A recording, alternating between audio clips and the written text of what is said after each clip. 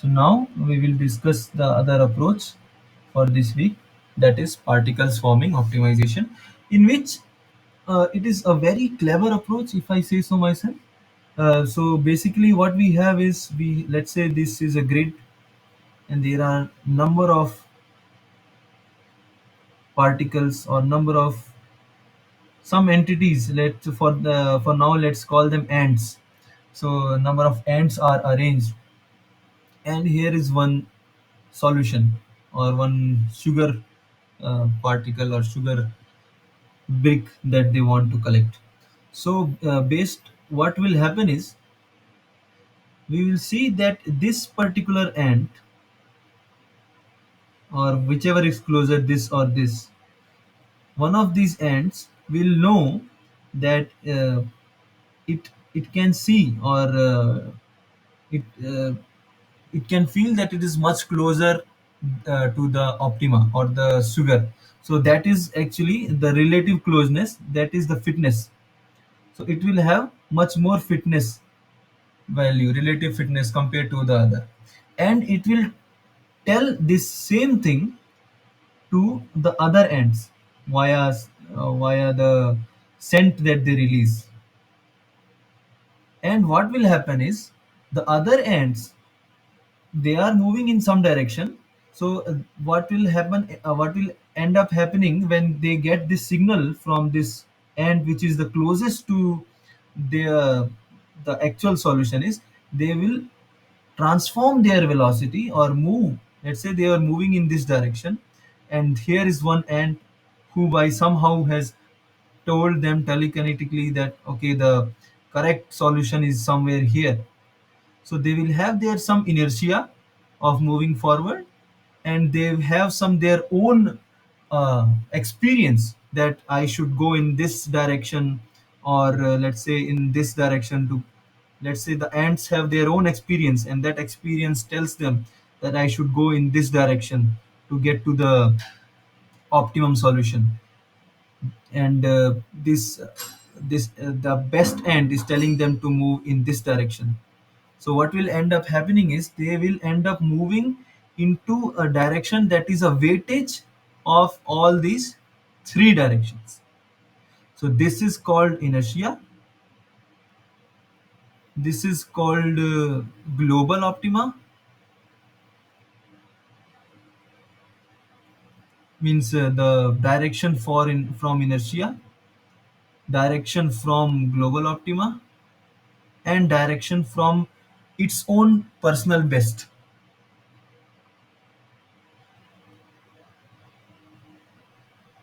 So it is going to take some kind of a weightage that we are going to decide what is the weightage of these three things, and then it is going to move in a direction which is weightage of that, and it is going to reach to the uh, main solution. So I think sir had mentioned that we can code this particular approach in 10-15 lines. Me personally, if we have, let's say, more number of solutions, then I think there will be a lot of if and else loops, and some storage that is actually going to be involved in this particles forming. And it may take some more than at least 30-line code for a beginner to write this, and I myself consider myself a beginner. So let's see, we have this code here, right? So I feel that it is going to take a little bit longer length than this particular code to write our particles forming optimization. But we for now we are not going to write the code. We are going to use the already existing package that is there in R to do the particle forming optimization, because these packages are robust. So if we have some kind of condition that we are uh, not able to capture in our program, the program can give false results, or it can give error. So but these particular packages, that is PSO in this case, in case of particles forming optimization, uh, it is going to do a very much better job. So let me just write this algorithm or the flow chart that sir discussed. So as always, we start with initializing the population.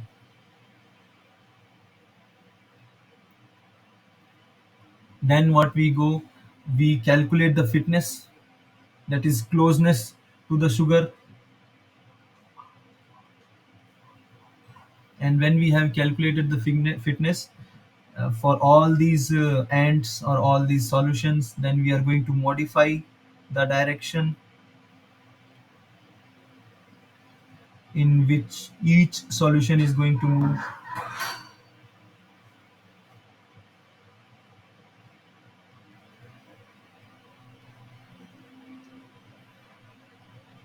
And after this we get a a new generation, and we check whether the termination criteria has met or not. That is like how many iterations we have done, or have we stopped converging towards a new solution. The termination criteria is checked, and if it is met, then we show the solution, and if it is not met, then we go back and calculate the fitness of this new generation, and then do the modification again, and so on and so forth. So the algorithm in itself, it's not very complex. The equation that sir showed, I think, was the velocity. Let's just not call this as a velocity, let's call this as step, movement step. The new step for the I plus 1th generation will be a weightage of multiplied with omega, the old step plus c1 into random variable into the personal best of the previous of this particular ith solution with its current, and then c2 rand. So this is not x, actually this should be multiply. Let me use computer star to signify here also the global best and the x.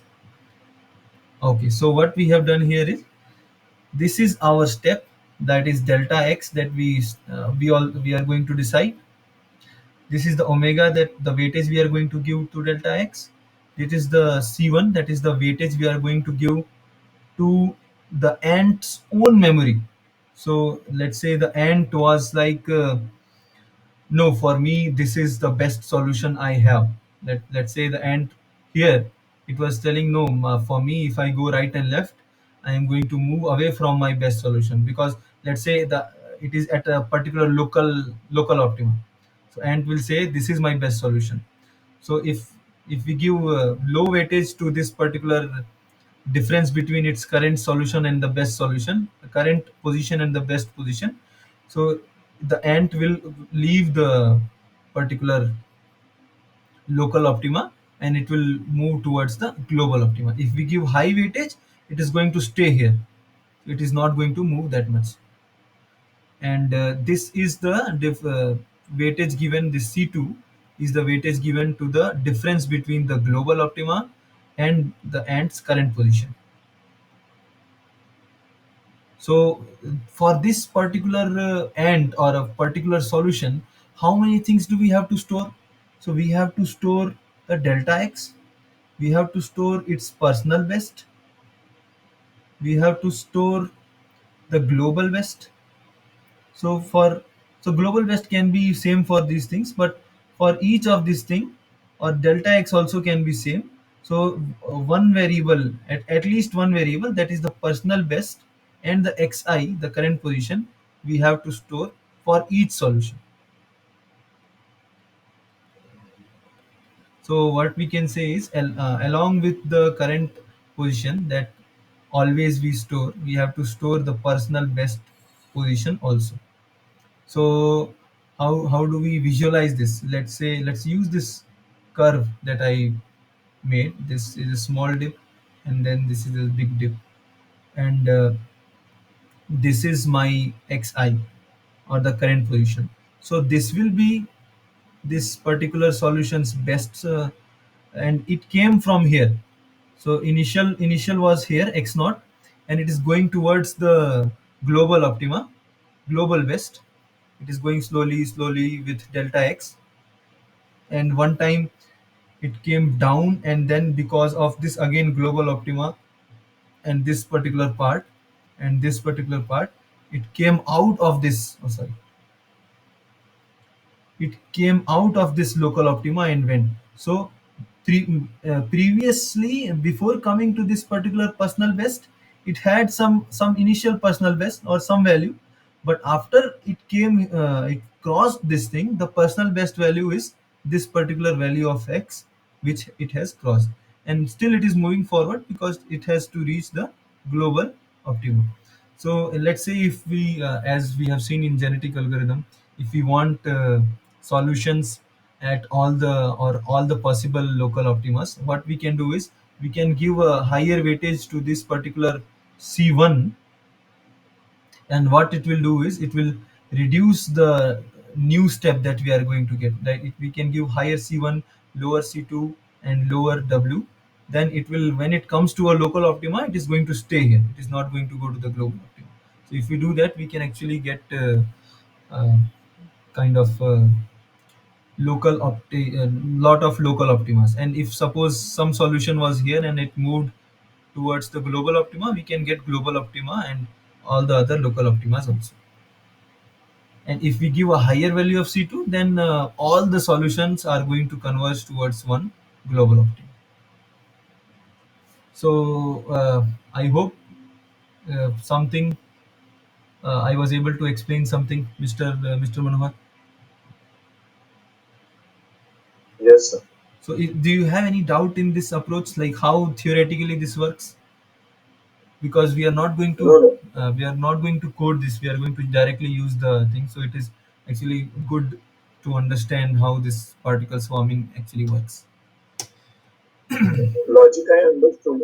Okay. Uh, just now wanted to know detail how to select this C1 and C2. Yeah, so C1, C2 also sir has shown that we have to do actually by iteration. So all these meta heuristic things, there is a problem with these things, that to get to the best possible values of parameters, we have to perform some iterations. And yeah, that's what we also have to do here. Okay, so now let's see how we code this particular particle swarming optimization in R. Hmm. So let's make a new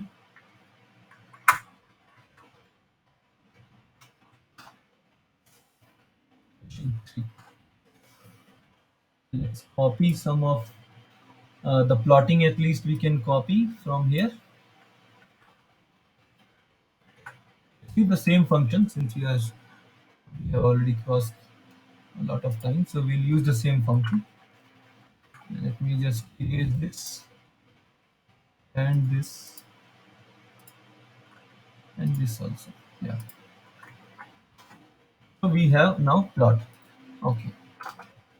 How do we go about doing the particle swarming optimization? First of all, we import the library. So we can do the importing before and after any time, but it is advised to do the importing before, so that whenever you look at this code initially itself, you can understand that this particular code is for particle swarming optimization. Okay, so now we have plotted the uh, contours. Rest is very simple. Just give one variable. Let me give it as swarming optimization. Let's just use what sir only use, particle swarming optimization. So the code or the function to call is particle optim. So particle swarming optimization, that is optim. And then we have to give the initial guess. So let's just that,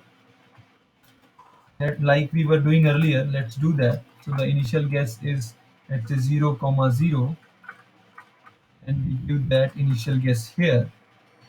It's not. And the function that we are going to use, so we have to, since if you remember in genetic algorithm also, the function we have to give, it should the input of the function should be an array. We cannot have a two input function. It should be only one input function with all the inputs stored inside an array. So we have to modify this function a little bit. So let's do that. It is x, and x1 is actually first element of x. Oh, sorry. And x2 is the second element of x. And same thing again. Yeah. So now we have a function f. We can keep this itself. We don't have to change the value because not we are not going to use it after this contour problem. So we have f, our function f here, and then we have, since we have two variables x1 and x2, when we give lower bound and upper bound, we can we can use the same approach that we used in genetic algorithm. That is, lower is for x1 lower -5 and x2 lower -5, and upper also by 5 and 5, two values, each signifying the lower and upper limit of each variable. And something that we didn't have in genetic algorithm was this list for the like controls. What are the controls for this particle swarming optimization? So this is something new. So this is going to have absolute total error. So what it is going to do is it has some default values of population that it is going to generate, and then when the the sum of the absolute values in the difference in their function values is going to be less than this absolute total, then it is going to like one of the termination criteria is this, then it is going to stop the iteration. So we give it very small value, that is all the values have converged, all the points have converged. So if the difference, absolute difference between the function values is like less than this, then only it is going to stop the iteration. And now if you remember, we had our C1 and C2. So we have again C dot P here, which actually is going to we are going to give the weightage to this particular to to the steps for the personal best. So let's give it some value. Let's say I have given one. Then we have the weightage for the global, that is C dot G. Let's give that also one. And there was one thing also, that is hybrid. So if do you remember, Mr. Manohar, what was this hybrid for? Yes, sir. We can use classical optimization technique to get the exact optimum point. Yes, exactly. So we can use this hybrid on to use that. For now, let's just keep it off and see what we are going to get. So we are going to have points, and for some reason now we have to use this dollar sign. I'm not very fond of it, but I tried to see if there is any other approach to plot these things, but it's not there. So we'll have to use the dollar sign to access the x1 variable inside this parameters and x2 variable inside this parameters. Okay. Then PCH, we give 16 for a bigger solid circle, and color, let's give the color as blue. Let's see what we get from this. So if you see directly, we have obtained one solution. Let's see if we do second time what we are getting. All the times we are getting, yeah. So it is going to shift from one to the other. So now what we should do is, let's use this lower limit and upper limit to restrict our solution to stay only in the range of 2 to 4. So 2, lower limit of x1 is also 2, lower limit of and upper limit of x1 and x2 both is 4. So if we do that, so no matter how many times we do this, it is going to stay in this point only, because from 2 to 4 in x1 and 2 to 4 in x2 there is only one optimum. But more interesting thing would be to see if I give a high value to this local optima. But that would have been yeah, for this particular function I don't think we are going to see much of a difference for if I give more weightage to the local optima. Let's see. Yeah, it's not much of a difference because here the local optima itself is the global optima. It's not much difference is there, but we would have seen considerable difference if there was some value, let's say not very low, let's say a 2 contour somewhere here, then we would which doesn't go to zero. We would have seen that particular point sometimes going to that value also. So that is this is this. Can we do something else? Let us see. Let me see if we can. Yeah, let's see if we can use this function. Let me just comment this and put another function here. That was the big function that we had. If you remember, the 3D looking with lot of optima points we had. X1 square plus x2 square minus 10 into cos of 2 into pi x1, sorry, and plus cos of 2 into pi into x2. Yeah, into pi into x2. So this is the function. Let us see if this is correct. So this is the function. And we want to see the effect of giving a higher value to the local optima. I think we can see much more clearly if I give it here. So again, I will comment it here and move x1 by x of 1 and x2 by x of 2. Same thing here. So let's say if I give a very high value to this the um, personal best. So let's see what happens. Still, it is coming.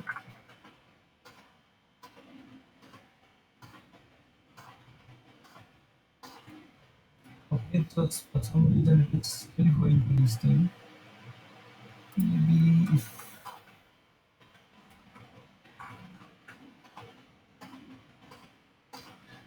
yeah, so I think maybe for some more complex problems we are going to see this. Well, the effect of this coefficient for personal best and the global optima. For now, for some reason, I'm not. We are not able to see this, but this is how basically this particle swarming optimizer works, and we can do the particle swarming optimization in R. So I don't know, for some reason it is not showing much effect for the personal best, but still reached we have finished whatever was discussed in this week. So thank you, Mr. Manohar, for sticking for so long. I apologize for the delay. If you have any doubt regarding this, any of the R operations, then you can ask. Uh, Sir, just one thing. Yes, In MATLAB, we use the CLC or clear screen command yes, directly by running the program. yeah, Automatically, earlier information gets erased. yes. Is there any such command available in R so that we don't need to clear the console or this workspace? Yeah, actually, I checked. I didn't find. So I also have the habit of giving CLC clear variables, close all, to refresh the code whenever we are running. But I actually didn't find this for R. I just know this, that if you want to clear the console, you can go to the console and press Control L. So that is going to clear the console. But other than that, I was not able to find. Sorry, Mr. Manohar. Okay. Okay, sir. Okay. Thank you, sir. Okay. Thank you, Mr. Thank you. So I will end the session.